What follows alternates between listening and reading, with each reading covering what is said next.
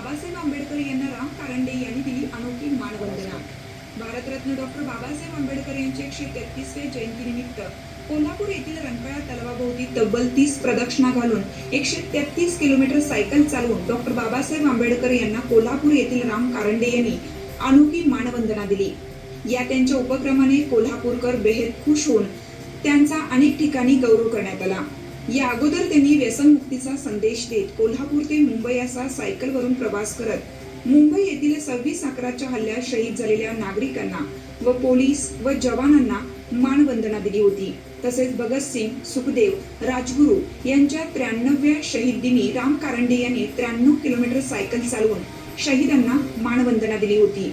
या प्रवासात त्यांनी पाणी बचत, बेटी बचाव सह प्लास्टिक मुक्ती याबाबत जनजागृती केली होती। डॉक्टर बाबासाहेब आंबेडकर यांच्या 133व्या जयंतीनिमित्त 133 किलोमीटर सायकल चालवून डॉक्टर आंबेडकरांना मानवंदना देण्यासाठी राम कारंडे बरोबर बाजीराव भोसले, अमोल चिले यांनी हा उपक्रम राबवला।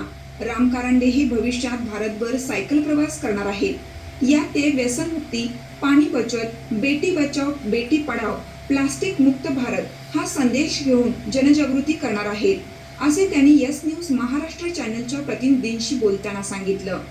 यस न्यूज महाराष्ट्रासाठी आनंदा कांबळे, मुख्य महाराष्ट्र प्रभारी।